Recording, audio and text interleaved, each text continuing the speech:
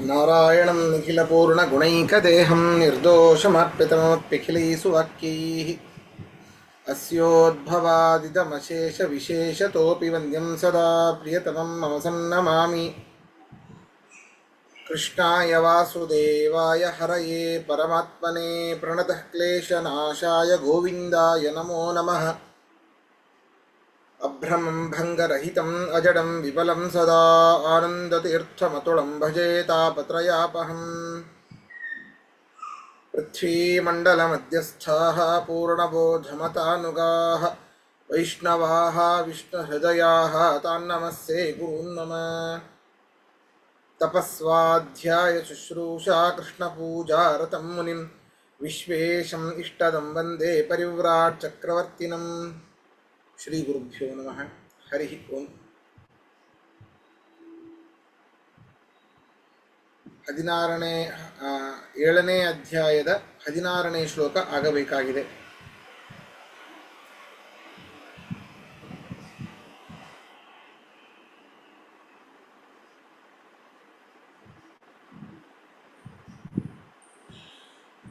ಚತುರ್ವಿಧ ಭಜಂತೆ ಮಾಂ. ಸಾರಿ ಆಚಾರ್ಯ, 15 ಸ್ವಲ್ಪ ಎಕ್ಸ್ಪ್ಲೇನ್ ಮಾಡ್ತೀನಿ ಅಂತ ಹೇಳಿದ್ರಿ ನಿನ್ನೆ.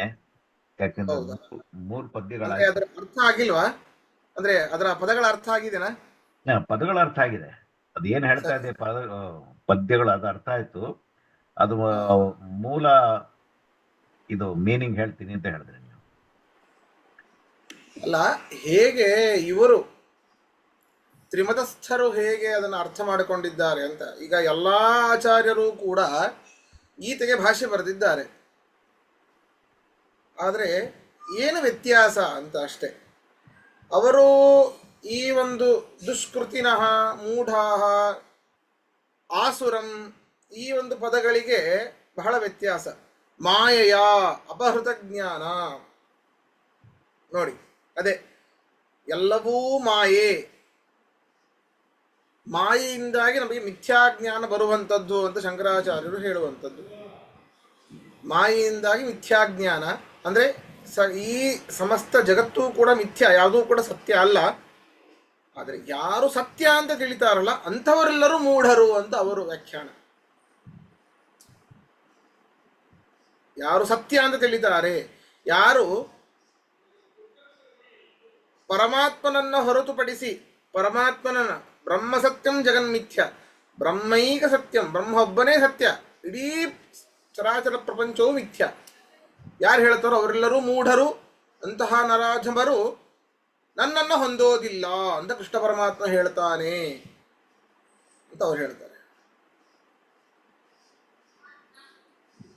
ಇನ್ನ ರಾಮಾನುಜಾಚಾರ್ಯರು ಇಷ್ಟೇ ವ್ಯತ್ಯಾಸ, ಅವರಿಗೂ ನಮಗೂ ಬಹಳ ವ್ಯತ್ಯಾಸ ಇಲ್ಲ. ನಮ್ಮ ಮಧ್ವ ಸಿದ್ಧಾಂತಕ್ಕೂ ವಿಶಿಷ್ಟಾದ್ವೈತಿಗಳ ಸಿದ್ಧಾಂತಕ್ಕೂ ರಾಮಾನುಜಾಚಾರ್ಯ ಸಿದ್ಧಾಂತಕ್ಕೂ ಅಷ್ಟು ವ್ಯತ್ಯಾಸ ಇಲ್ಲ. ಆದರೆ ಅದರಲ್ಲಿ ಈ ಒಂದು ಶ್ಲೋಕಕ್ಕೆ ಅವರು ಕೂಡ ಸಾಮಾನ್ಯವಾದ ಅರ್ಥವನ್ನೇ ನಮ್ಮ ಎಲ್ಲ ಮಾಧ್ವ ಸಿದ್ಧಾಂತದವರು ಹೇಗೆ ಅರ್ಥವನ್ನು ಮಾಡ್ತಾರೆ, ಭೇದಾರ್ಥವನ್ನೇ ಮಾಡ್ತಾರೆ ಅವರು ಕೂಡ. ಇಷ್ಟೇ ವಿಶೇಷವಾದ ವ್ಯತ್ಯಾಸ ಇರುವಂಥದ್ದು ಶಂಕರಾಚಾರ್ಯರ ಒಂದು ಈ ಒಂದು ಶ್ಲೋಕದ ತಾತ್ಪರ್ಯಕ್ಕೆ. ಅದರಿಂದಾಗಿ ಮುಖ್ಯವಾಗಿ ಇರುವಂಥದ್ದು, ಸ್ಪಷ್ಟವಾಗಿ ಕಾಣಿಸುವಂಥದ್ದು ನಮಗೆ ಭೇದವೇನೆ. ಅದರಿಂದ ಬರೀ ಬ್ರಹ್ಮಸತ್ಯಂ ಜಗನ್ಮಿಥ್ಯ ಅಲ್ಲ, ಬ್ರಹ್ಮನೂ ಸತ್ಯ, ಆದರೆ ಜಗತ್ತೂ ಸತ್ಯ. ಆದರೆ ಸತ್ಯದಲ್ಲಿಯೇ ವ್ಯತ್ಯಾಸ ಇದೆ. ಈ ಸತ್ಯವಾದಂತಹ ಜಗತ್ತಿಗೆ ನಾಶ ಇದೆ. ಯಾಕೆ ಈ ಜಗತ್ತು ಹುಟ್ಟಿದೆ? ಬ್ರಹ್ಮನೂ ಸತ್ಯನೇ, ಆದರೆ ಅವನು ಹುಟ್ಟಿಲ್ಲ, ಆದ್ದರಿಂದಾಗಿ ಅವನಿಗೆ ನಾಶ ಇಲ್ಲ. ಇಷ್ಟೇ ವ್ಯತ್ಯಾಸ. ಅದರಿಂದಾಗಿ ಯಾರು ಅವಿವೇಕಿಗಳು ನರಾಧಮರು ಅಂತ ಇರ್ತಾರೆ, ತಮ್ಮ ಒಂದು ಸ್ವಭಾವದಿಂದಾಗಿ ಮಿಥ್ಯಾಜ್ಞಾನವನ್ನ, ಸಕಲವೂ ಮಿಥ್ಯಾ ಅಂತ ಯಾರು ತಿಳಿದುಕೊಂಡಿರ್ತಾರೆ, ಅರ್ಥಾತ್ ಭೇದ ಇಲ್ಲ, ಬ್ರಹ್ಮನಿಗೂ ನಮಗೂ ಅಭೇದವೇ ಇದೆ ಅಂತ ಯಾರು ತಿಳಿದುಕೊಂಡಿರ್ತಾರೆ, ಅಂಥವರು ತನ್ನನ್ನು ಹೊಂದೋದಿಲ್ಲ ಅಂತ ಈ ಒಂದು ಇದಕ್ಕೆ ಇಷ್ಟೇ ವ್ಯತ್ಯಾಸ ಅಷ್ಟೇ, ಬೇರೆ ಏನೂ ಇಲ್ಲ ಈ ಒಂದು ಶ್ಲೋಕಕ್ಕೆ. ಕ್ಲಿಯರ್ ಆಯ್ತು ಆಚಾರ್ಯ, ಧನ್ಯವಾದ. ಸರಿ. ಯಾಕಂದ್ರೆ ಈಗ ಮದ್ವೆ ವಿಜಯ ಮುಗಿಸ್ಕೊಂಡ್ ಬಂದ್ರಲ್ಲ, ಅದು ನೆನ್ನೆ ಫಣಿರಾಜು ಅದೇ ಪ್ರಶ್ನೆ ಕೇಳ್ತಾ ಇದ್ರು, ಮಾಯಾವಾದ ಕನ್ನಡ ಖಂಡನೆ ಹಂಗೆ ಸಮನ್ವಯ ಹೌದು ಮಾಡು. ಹೌದು. ಸರಿ, ಮುಂದೋಗೋಣ. ಸರಿ, ಈಗ ನೋಡಿ 16ನೇ ಶ್ಲೋಕ. ಚತುರ್ವಿಧ ಭಜಂತೆ ಮಾಂ ಜನಾ ಸುಕೃತಿನೋರ್ಜುನ ಆರ್ತೋ ಜಿಜ್ಞಾಸುರಾರ್ಥಾರ್ಥಿ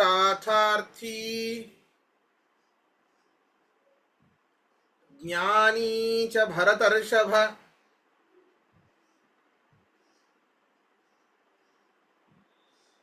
ನೋಡು ಅರ್ಜುನ, ಯಾರು ಪುಣ್ಯಶಾಲಿಗಳು ಅಂತ ಇರ್ತಾನೆ, ಹೇ ಅರ್ಜುನ, 4 ವಿಧರಾದ ಜನರು ನನ್ನನ್ನು ಪೂಜೆ ಮಾಡ್ತಾರಪ್ಪ, ನನ್ನನ್ನು ಭಜಿಸ್ತಾರೆ. ಯಾರ್ಯಾರು? ಹೇ ಅರ್ಜುನ, ಸುಕೃತಿನಃ ಜನಾಃ ಸುಕೃತಿನಃ ಮಾಂ ಭಜಂತೆ ತೇ ಚತುರ್ವಿಧಾಃ ಜನಾಃ. ಅತ್ಯಂತ ಪುಣ್ಯಶಾಲಿಗಳಾದವರು ನನ್ನನ್ನು ಭಜಿಸ್ತಾರೆ. ಅಂತಹ ಭಜಿಸುವವರಲ್ಲಿ 4 ವಿಧ. ಯಾರ್ಯಾರು? ಆರ್ತಃ, ಜಿಜ್ಞಾಸು, ಅರ್ಥಾರ್ಥಿ, ಜ್ಞಾನಿ. 4 ಜನ. ಆರ್ತಃ ರೋಗಪೀಡಿತರಾದವರು, ಜಿಜ್ಞಾಸು ಪರಮಾತ್ಮನ ಜ್ಞಾನವನ್ನು ಬಯಸುವವರು, ಅರ್ಥಾರ್ಥಿ ಧನವನ್ನು ಬಯಸುವವರು, ಜ್ಞಾನಿ ಭಗವಂತನ ಜ್ಞಾನವನ್ನು ಪಡೆದವರು. ವ್ಯತ್ಯಾಸ ನೋಡಿ, ಜಿಜ್ಞಾಸುವಿಗೂ ಜ್ಞಾನಿಗೂ ಬಹಳ ವ್ಯತ್ಯಾಸ. ಜಿಜ್ಞಾಸು ಅಂದರೆ ಪರಮಾತ್ಮನ ಜ್ಞಾನವನ್ನು ಪಡೆಯಬೇಕು ಅಂತ ಇನ್ನು ಅಪೇಕ್ಷೆ, ಅವನಿಗೆ ಪರಮಾತ್ಮನ ಜ್ಞಾನ ಬಂದಿಲ್ಲ. ಆದರೆ ಜ್ಞಾನಿ ಪರಮಾತ್ಮನ ಜ್ಞಾನ ಬಂದಿದೆ, ಸಾಕಲ್ಯೇನ ಬಂದಿಲ್ಲ, ಸಂಪೂರ್ಣ ಬರಲಿಕ್ಕೆ ಸಾಧ್ಯ ಇಲ್ಲ, ಅವನ ಯೋಗ್ಯತೆ ಎಷ್ಟಿದೆ ಅಷ್ಟು ಬಂದಿದೆ, ಅಂಥವನೂ ಕೂಡ ಪರಮಾತ್ಮನನ್ನು ಭಜಿಸ್ತಾನೆ. ಈ 4 ಜನರು. ಆರ್ತಃ ರೋಗಪೀಡಿತನು. ಆಮೇಲೆ ಪ್ರಶ್ನೆ ಬರುತ್ತೆ, ಕೃಷ್ಣ ಹೇಳ್ದ ಪುಣ್ಯಶಾಲಿಗಳಾದ 4 ವಿಧರಾದ ಜನರು ನನ್ನನ್ನು ಭಜಿಸ್ತಾರೆ ಅಂತ. ಪುಣ್ಯಶಾಲಿಗಳಾದವರು ರೋಗಪೀಡಿತರಾಗಲಿಕ್ಕೆ ಸಾಧ್ಯನಾ? ಪುಣ್ಯಶಾಲಿಗಳಾದ ರೋಗಪೀಡಿತರು ಯಾಕೆ ಆಗ್ತಾರೆ? ಹಾಗಲ್ಲ. ಪುಣ್ಯಶಾಲಿಗಳಾದವರು ಮೊದಲಿಗೆ ಮಾನವರಾಗಿ ಹುಟ್ಟುತ್ತಾರೆ, ಅದು ತಿಳ್ಕೊಳ್ಳಿ. ರೋಗಪೀಡಿತರು ಅವರ ಒಂದು ಬೇರೆ ಕ್ರಿಯೆಗಳಿಂದ ರೋಗ ಬಂದಿರ್ತದೆ, ಅದು ಇದ್ದದ್ದೇ. ಆದರೆ ಪುಣ್ಯ ಯಾವುದಕ್ಕೆ? ಮಾನವ ಜನ್ಮರಾಗಲಿಕ್ಕೆ ಮುಖ್ಯವಾಗಿ ಪುಣ್ಯ. ಅದರಿಂದಾಗಿ ಮಾನವ ಜನ್ಮ ದೊಡ್ಡದು. ಆ ಬರುವಂತಹ ರೋಗಾದಿಗಳು ಪರಮಾತ್ಮನಿಗೆ ತಪಸ್ಸು ಅಂತ ಸಮರ್ಪಣೆ ಮಾಡಬೇಕಂತೆ ನಾವು.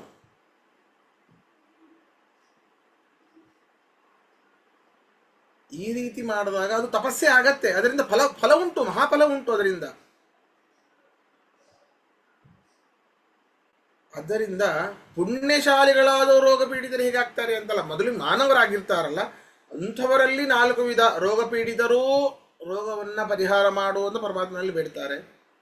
ಪರಮಾತ್ಮನ ಜ್ಞಾನವನ್ನು ಬಯಸುವವರು, ಪರಮಾತ್ಮ ಇಷ್ಟು ಕಷ್ಟಪಡ್ತೇನೆ, ನಾನು ಸಿದ್ಧನಿದ್ದೇನೆ, ಕಟಿಬದ್ಧನಾಗಿದ್ದೇನೆ, ನಿನ್ನ ಜ್ಞಾನ ನನಗೆ ಬರಲಿ ಅಂಥೇಳಿ ಪರಮಾತ್ಮನ ಹತ್ರ ಬೇಡ್ತಾರೆ. ಅರ್ಥಾರ್ಥಿ ಧನವನ್ನು ಬಯಸುವವನು, ನಂಗೆ ಧನ ಬೇಕು, ಇನ್ನು ಬಿಟ್ಟರೆ ಬೇರೆ ಗತಿ ಇಲ್ಲ ಅಂತ ಹೇಳಿ ಪರಮಾತ್ಮನನ್ನು ಭಜಿಸ್ತಾರೆ. ಜ್ಞಾನಿ ಜ್ಞಾನವನ್ನು ಪಡೆದವನಂತರೂ ಎಲ್ಲವನ್ನೂ ಬಿಟ್ಟು ಪರಮಾತ್ಮನನ್ನು ಭಜಿಸ್ತಾನವನು. ವಿಚಾರ ಮಾಡಿ, ಜ್ಞಾನಿಯಾದವನು ರೋಗ ಪೀಡಿತನಾಗಿರಬಾರದು ಅನ್ನುವಂಥದ್ದು ಏನಿಲ್ಲ. ಅವನು ರೋಗ ಪೀಡಿತನಾಗಿರಬಹುದು ಪೂರ್ವಜನ್ಮದ ಒಂದು ಕರ್ಮದಿಂದಾಗಿ. ಆದರೆ ಮುಖ್ಯವಾಗಿ ಜ್ಞಾನ ಇದೆ. ಆದ್ದರಿಂದಾಗಿ ಅವರು ಪರಮಾತ್ಮನ ಹತ್ರ ಕೇಳುತ್ತಾರೆ, ನನಗೆ ನಿನ್ನ ಅನೇಕ ಗುಣಗಳ ಚಿಂತನೆ ಕೊಡು, ಅದರಲ್ಲಿಯೇ ನಾನು ತಲ್ಲೀನನಾಗಿ ನನ್ನಲ್ಲಿ ಇರುವಂತಹ ರೋಗದ ನೋವನ್ನು ಕೂಡ ಮರಿತೇನೆ.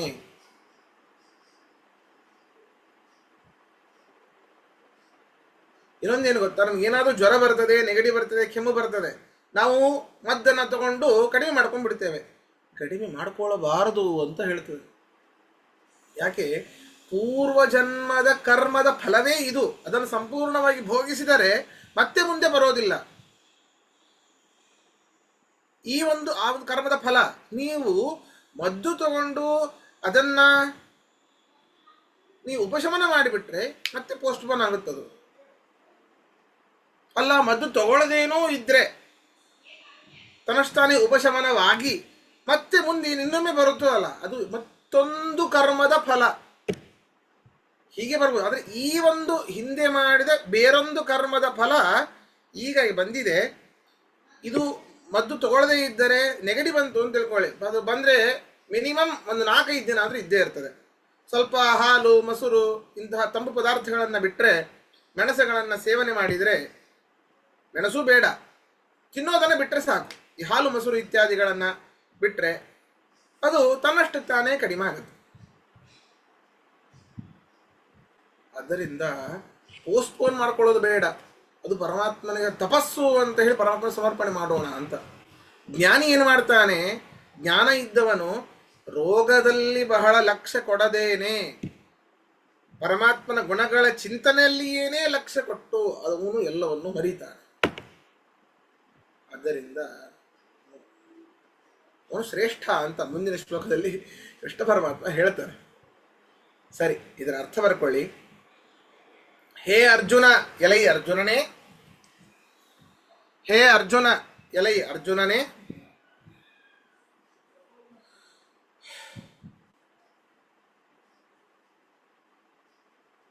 ಸುಕೃತಿನಃ ಪುಣ್ಯಶಾಲಿಗಳಾದ, ಸುಕೃತಿನಃ ಪುಣ್ಯಶಾಲಿಗಳಾದ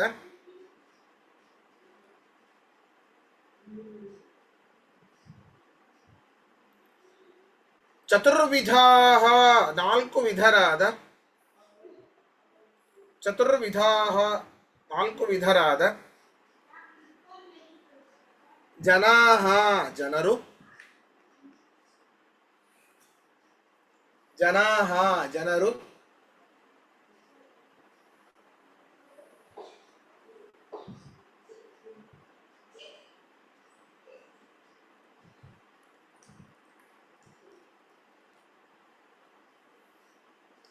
ಮಾಂ ನನ್ನನ್ನು ಭಜಂತೆ ಭಜಿಸುವವರು, ಮಾಂ ನನ್ನನ್ನು ಭಜಂತೆ ಭಜಿಸುವರು,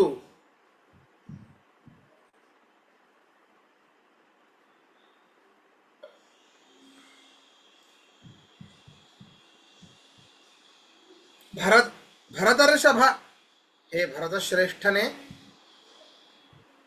ಭರತರ್ಷಭ ಭರತಶ್ರೇಷ್ಠನೇ. ಅವರು ಯಾರು ಅಂತ ಹೇಳ್ತಾ ಇದ್ದಾನೆ ಕೃಷ್ಣ ಪರಮಾತ್ಮ ಈಗ. ಆರ್ತಃ ರೋಗ ಪೀಡಿತರು, ಆರ್ತಃ ರೋಗ ಪೀಡಿತರು,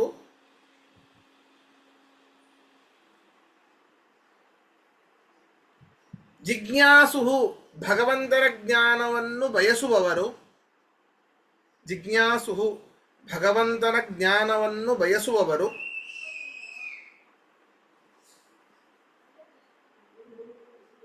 ಅರ್ಥಾರ್ಥಿ, ಅರ್ಥಾರ್ಥಿ ಧನವನ್ನು ಬಯಸುವವರು, ಧನವನ್ನು ಬಯಸುವವರು, ಚ ಮತ್ತು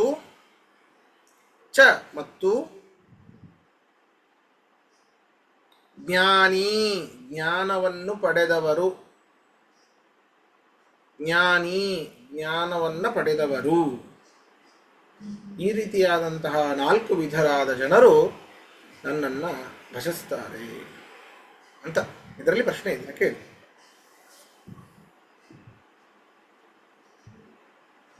ಪ್ರಶ್ನೆ ಆಚಾರ್ಯ, ಸಣ್ಣ ಪ್ರಶ್ನೆ ಕೇಳ್ಬೋದಾ? ಕೇಳಿ. ನಿಮ್ 4-5 ವಿಷಯಗಳು ಹೇಳಿದ್ರಿ ನೀವು. ಮೊದಲನೇದು, ಮನುಷ್ಯ ಜನ್ಮ ದುರ್ಲಭ. ಎಷ್ಟೋ ಜನ್ಮ, ಕೋಟ್ಯಾಂತರ ಜನ್ಮ ತಗೊಂಡಾದ್ಮೇಲೆ ಮನುಷ್ಯ ಜನ್ಮ ಸಿಗಬಹುದು, ಸಿಗತ್ತೆ ಅಂತ ಗ್ಯಾರಂಟಿ.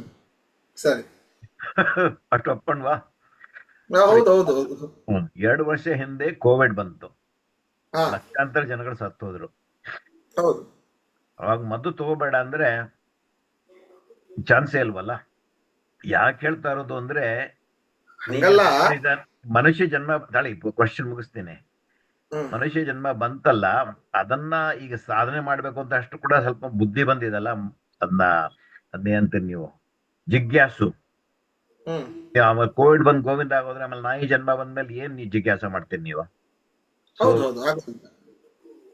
ನಾಯಿ ಜನ್ಮನೋ ಇದು ಪಿಗ್ಗೋ ಕ್ಯಾಟೋ ಯಾರಿಗೊತ್ತು.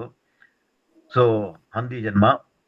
ಹ್ಮ್. ಸೊ ಮದ್ದು ತಗೋಬಾರ್ದು ಅಂದ್ರೆ ಅದಕ್ಕೆ ಸ್ವಲ್ಪ ಕಾನ್ಫ್ಲಿಕ್ಟ್. ಮದ್ದು ತಗೋಬಾರದು ಅನ್ನೋವಂಥದ್ದು ಯಾರಿಗೆ ಸಂಬಂಧಪಟ್ಟಿವೆ ಅಂದ್ರೆ ಪರಮಾತ್ಮ ಮೇಲೆ ಅಧಿಕವಾದ ನಂಬಿಕೆ ಇರುವವರು. ನಮಗೂ ನಂಬಿಕೆ ಇದೆ. ಇದೇ ಉತ್ತರ ಇದಕ್ಕೆ. ಸರಿ. ಎಂಥದ್ದೇ ರೋಗ ಬಂದಿರಲಿ, ಈ ಒಬ್ಬರು ಇದ್ರು, ಒಬ್ಬ ಮಗಳು ಅಮೆರಿಕದಲ್ಲಿದ್ದಾಳೆ, ತಂದೆ ತಾಯಿ ಭಾರತದಲ್ಲಿದ್ದಾರೆ. ಅವರು ಯಾವುದೋ ಒಬ್ಬ ಗುರುಗಳ ಒಂದು ಮಾಧ್ವಯತಿಗಳ ಅಥವಾ ಯಾರೋ ಒಬ್ಬರು ಆಚಾರ್ಯರು ಹೇಳುವಂತಹ ಆ, ಪ್ರವಚನವನ್ನು ಕೇಳಿದ್ದಾರೆ. ಏನಂತ, ವಿಷ್ಣು ಸಹಸ್ರನಾಮವನ್ನು ಓದಿದರೆ ಎಲ್ಲ ರೀತಿಯ ರೋಗಗಳು ಪರಿಹಾರ ಆಗತ್ತೆ. ಕೇಳಿದ್ದೇವೆ. ಬನ್ನಂಜಯ ಗೋವಿಂದಾಚಾರ್ಯ ಹೇಳಿದ್ದು. ಆ ಕೇಳಿದೀನಿ ನಾನು. ಹೌದಾ? ಎಷ್ಟು ಅದ್ಭುತ ನೋಡಿ. ಮಗಳು ಫೋನ್ ಮಾಡಿ ಹೇಳ್ತಾಳೆ, ನನಗೆ ಗೊತ್ತೇ ಆಗಿಲ್ಲ, 4ನೇ ಸ್ಟೇಜ್ ಅಲ್ಲಿ ನನಗೆ ಕ್ಯಾನ್ಸರ್ ಇದೆ ಅಂತ. ಅವರು ಬಂದು ಹೇಗೋ ಒಂದು ಒಂದು ಎಷ್ಟೋ 20 ರೂಪಾಯಿ 30 ರೂಪಾಯಿದ್ದೋ ಆ ವಿಷ್ಣು ಸಹಸ್ರನಾಮ ಪುಸ್ತಕ ತಗೊಂಡು ಎಷ್ಟಾಗುತ್ತೋ ಅಷ್ಟು ಭಕ್ತಿಯಿಂದ 15 ದಿನ ಓದಿದ್ದಾರೆ. 1 ತಿಂಗಳು ಓದಿದ್ದಾರೆ ಅಂತ ಹೇಳ್ಕೊಳ್ಳೋ. ಭಕ್ತಿಯಿಂದ ಓದಿದ್ದಾರೆ. ಭಕ್ತಿ ಮುಖ್ಯ, ಸುಮ್ಮನೆ ಓದೋದಲ್ಲ. ಭಕ್ತಿಯಿಂದ ಓದಿದ್ದಾರೆ. ಆ ಆಚಾರ್ಯರ ಬನಂಜಯ ಗೋವಿಂದಾಚಾರ್ಯ ಮಾತನ್ನ ಕೇಳಿ ಓದಿದ್ದಾರೆ. 1 ತಿಂಗಳು ಆದ್ಮೇಲೆ ಫೋನ್ ಬರ್ತಾರೆ. ಟೈಮಿಂಗ್ ಕೊಟ್ಟಿದ್ರು ಮತ್ತೆ ಅವಳಿಗೆ, ಇನ್ನು ಬಹಳ ಆದ್ರೆ 1 ತಿಂಗಳು ಅಷ್ಟೇ ಬದುಕೋದು, ಸಾಧ್ಯವೇ ಇಲ್ಲ ಅಂತ. Blood cancer. ಆದರೆ 1 ತಿಂಗಳು ಆದ್ಮೇಲೆ ರಿಸಲ್ಟ್ ಬರ್ತದೆ, ಅದರ ಯಾವ ಲಕ್ಷಣಗಳೇ ಇಲ್ಲ. ಹೇಗೆ ಸಾಧ್ಯ ರೀ? ಕಲಿಯುಗದಲ್ಲಿ ಆದದ್ದು ಬೇರೆ ಯಾವುದೋ ಕೃತಯುಗ ದ್ವಾಪರ ಯುಗ ಅಲ್ಲ. ಆ ಭಕ್ತಿ ಬೇಕಲ್ಲ ನಮಗೆ. ಬರೀ ಡಾಂಬಿಕತೆ ತುಂಬಿಟ್ಟಿದೆ ನಮ್ಮಲ್ಲೆಲ್ಲ, ಅದು ಬರ್ತಿಲ್ಲ. ಕೇಳ್ತೇವೆ, ಭಕ್ತಿ ಇಲ್ಲ.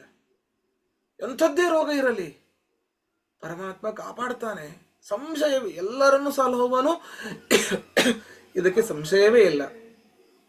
ಎಲ್ಲರನ್ನ ಭಕ್ತಿ ಮಾಡಿದವರೆಲ್ಲರನ್ನೂ ಸಲಹುವನು, ಇದಕ್ಕೆ ಸಂಶಯ ಇಲ್ಲ. ಅವನನ್ನ ತೆಗಳುವವನನ್ನ, ನಾನು ನೀನು ಒಂದೇ ಅಂತ ಹೇಳುವವರನ್ನ, ನಿರ್ಗುಣ ನಿರಾಕಾರ ಅಂತ ಹೇಳುವವರನ್ನಲ್ಲ, ಎಲ್ಲರನ್ನೂ ಯಾರನ್ನ? ಭಕ್ತಿಯನ್ನ, ವಿಶೇಷವಾದ ಯಾಥಾರ್ಥ ಜ್ಞಾನವನ್ನ ಪಡೆದವರನ್ನು ಸಲಹುತ್ತಾನೆ. ಇದಕ್ಕೆ ಸಂಶಯವೇ ಇಲ್ಲ. ಹೇಗೆ ಸಾಧ್ಯ? ಪರಮಾತ್ಮನ ಇಚ್ಛೆ, ಪರಮಾತ್ಮನ ಮೇಲೆ ಇಟ್ಟಿರುವಂತಹ ನಂಬಿಕೆ ಎಂದೂ ಹುಸಿಗೊಳಿಸೋದಿಲ್ಲ. 1 ಕೋಟಿ ರೂಪಾಯಿ ನೀವು ನಿಮ್ಮ ಮನೆ ಮುಂದೆ ಇರೋ ರೋಡಲ್ಲಿ ಇಟ್ಟು ಹೋಗಿ, ಪರಮಾತ್ಮ ನಂಬಿಕೆ ಇಟ್ಟು 1 ವಾರ ಎಲ್ಲಾದ್ರೂ ಊರಿಗೆ ಹೋಗಿ, ಪರಮಾತ್ಮನಲ್ಲಿ ಅತಿಯಾದ ವಿಶ್ವಾಸ ಇದ್ರೆ ಬರೋ ತನಕ ಅದಲ್ಲೇ ಇರ್ತದೆ. ಯಾರ್ಯಾರು ತಗೊಳ್ಳಿಲ್ಲ, 100% ಗ್ಯಾರಂಟಿ.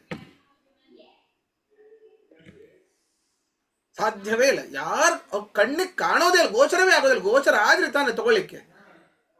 ಆ ರೀತಿ ಪರಮಾತ್ಮನ ಅಚಿಂತ್ಯದ್ಭುತ ಶಕ್ತಿ, ಅದು ಪರಮಾತ್ಮನದ್ದು.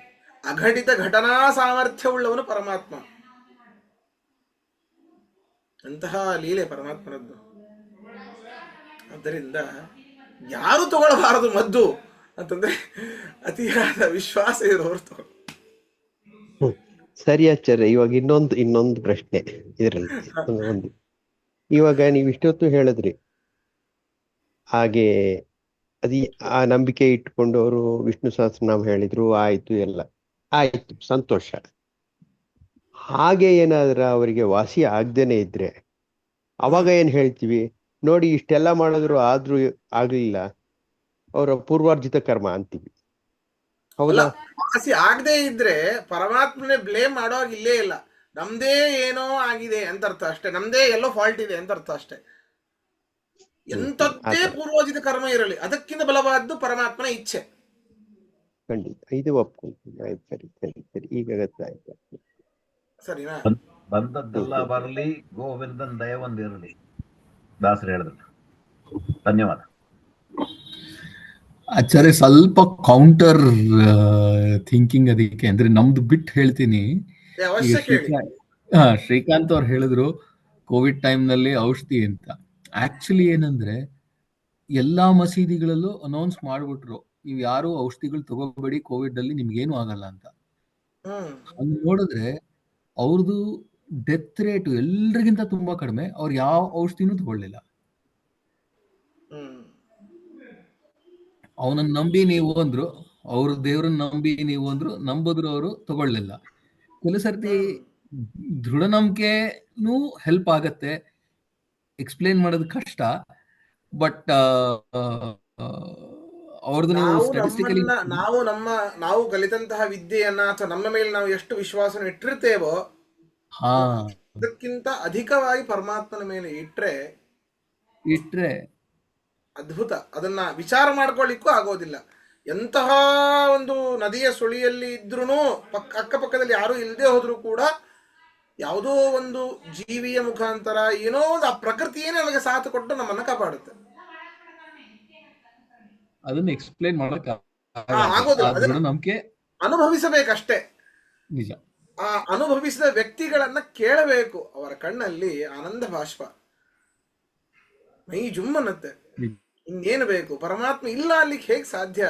ಕರುಣಾಮ ಇದ್ದೇ ಇದ್ದಾನೆ. ನಮ್ಮ ಭಕ್ತಿ ಕಡಿಮೆ ಆಗಿದೆ, ಕುಂಠಿತವಾಗಿದೆ. ಕಲ್ಲಿನಿಂದಲೇ ಸರ್ವ ಫಲವಾಹುದು, ಕಲ್ಲೆಂದುಪೇಕ್ಷಿಸದೆ ಕಾಲ ಕಾಲದಿ ನಿಮ್ಮ ಕಲ್ಲು ಮನಸ್ಸನ್ನು ಬಿಟ್ಟು ಪೂಜೆಯ ಮಾಡಿ, ಕಲ್ಲಿನೊಳಗಿದ್ದು ಸಿರಿ ವಿಜಯ ವಿಠಲರೇಯ, ಕಲ್ಲಿನೊಳಗಿದ್ದು ಸಿರಿ ವಿಜಯ ವಿಠಲರೇಯ, ಒಳ್ಳೆ ಕಲ್ಲು ಪದವಿಯ ಕೊಟ್ಟು ಚೆನ್ನಾಗಿ ಸಲಹುವನು, ಕಲ್ಲಿನಿಂದಲೇ ಸರ್ವ ಫಲವಾಹುದು. ಕಲ್ಲು ಅಂದ್ರೆ ಸಾಲಿಗ್ರಾಮ. ಎಷ್ಟು ಎಲ್ಲವೂ ಕಲ್ಲಿನಿಂದೆ. ಕಲ್ಲು ಕಡೆಯುತ್ತಿರಲು ಅಮೃತವೇ ಪುಟ್ಟಿತು, ಕಲ್ಲು ಎತ್ತಲು ಮಳೆಯೊಳೆಲ್ಲರೂ ಉಳಿದರು, ಕಲ್ಲು ಹರಿಪಾದವನು ಸೋಕೆ ಹೆಣ್ಣಾಯ್ತೋ, ಕಲ್ಲು ಹರಿಪಾದವನು ಸೋಕೆ ಹೆಣ್ಣಾಯ್ತೋ, ಕಲ್ಲು ಲಂಕೆಗೆ ಮಾರ್ಗ ಚೆನ್ನಾಗಿ ಶೋಭಿಸಿತು, ಕಲ್ಲಿನಿಂದಲೇ ಸರ್ವ ಫಲವಾಹುದು. ಕಲ್ಲೆಂದು ಉಪೇಕ್ಷಿಸದೆ ಕಾಲ ಕಾಲದಿ ನಿಮ್ಮ ಕಲ್ಲು ಮನಸ್ಸನ್ನು ಬಿಟ್ಟು ಪೂಜೆಯ ಮಾಡಿ, ಕಲ್ಲಿನೊಳಗಿದ್ದು ಸಿರಿ ವಿಜಯ ವಿಠಲರೇಯ, ಒಳ್ಳೆ ಕಲ್ಲು ಪದವಿಯ ಕೊಟ್ಟು ಮೋಕ್ಷವನ್ನು ಕೊಟ್ಟು ಚೆನ್ನಾಗಿ ಸಲಹುವನು. ಎಷ್ಟೇ ಜನ್ಮ ಬರಲಿ, ಏನೇ ಬರಲಿ, ಯಾವುದೇ ಜನ್ಮದಲ್ಲಿ ಇರಲಿ, ಯಾವುದೇ ವರ್ಣದಲ್ಲಿ ಇರಲಿ, ಯಾವುದೇ ಜಾತಿಯಲ್ಲಿ ಇರಲಿ, ಪರಮಾತ್ಮ ನೀನೇ ಸರ್ವೋತ್ತಮ ಅನ್ನುವಂತಹ ಒಂದು ಭಕ್ತಿ, ಒಂದು ಜ್ಞಾನ ಕೊಟ್ಟರೆ ಸಾಕು, ನಮಗೆ ಉದ್ಧಾರ ನಮ್ಮ ಜೀವನ. ಬ್ರಾಹ್ಮಣ ಜನ್ಮ ಶ್ರೇಷ್ಠ, ಅದರಿಂದನೇನೇ ಮೋಕ್ಷ, ಸರ್ವಥಾ ಸುಳ್ಳು ಅಲ್ಲ. ಪರಮಾತ್ಮನ ಜ್ಞಾನ ಬೇಕು, ಎಲ್ಲರಿಗೂ ಸಹಾಯ ಮಾಡುವ ಬುದ್ಧಿ ಬೇಕು, ಅದು ಮುಖ್ಯ. ಅದರಿಂದ ಪರಮಾತ್ಮ ಸಂತುಷ್ಟನಾಗ್ತಾನೆ.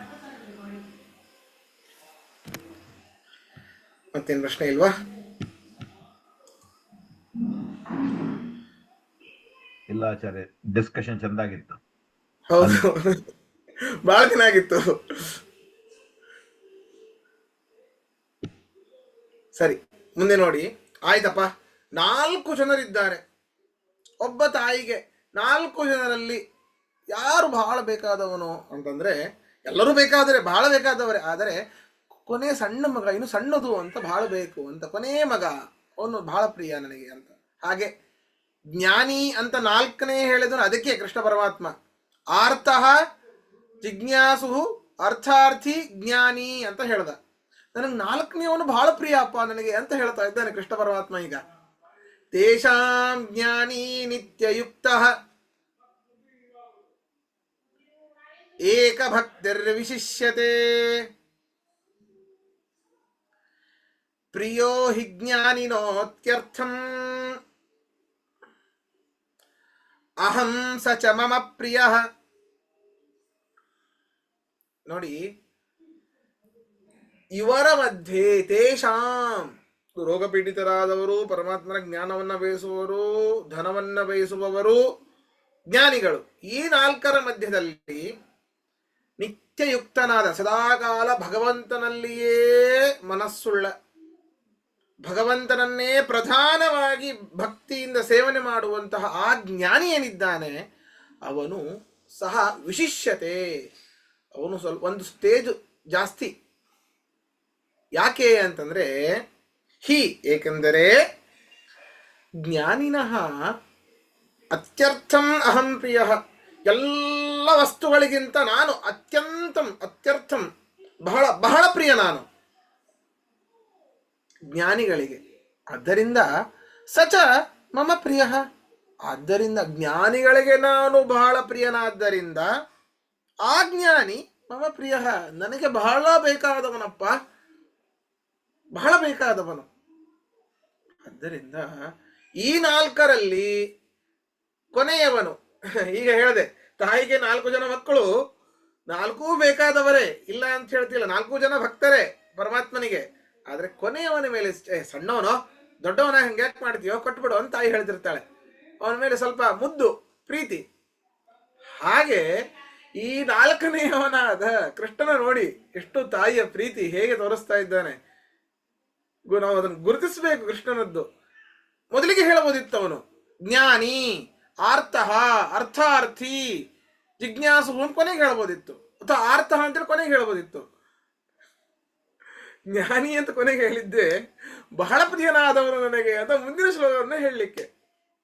ಆದ್ದರಿಂದ ಜ್ಞಾನಿಗೆ ನಾನು ಬಹಳ ಬೇಕಾದವನು, ಆದ್ದರಿಂದ ನನಗೂ ಕೂಡ ಅವನು ಬಹಳ ಪ್ರಿಯ, ಅತ್ಯಂತ ಪ್ರಿಯ ಅಂತ ಕೃಷ್ಣ ಪರಮಾತ್ಮ ಇದರಲ್ಲಿ ಹೇಳ್ತಾ ಇದ್ದಾರೆ.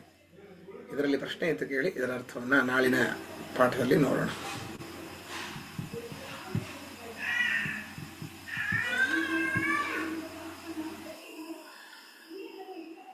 ಸರಿ, ಹಾಗಾದ್ರೆ ಪಾಠವನ್ನು ಮುಗಿಸೋಣ.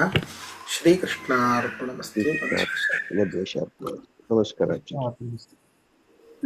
ಆಚಾರ್ಯ. ನಮಸ್ಕಾರ ಆಚಾರ್ಯ.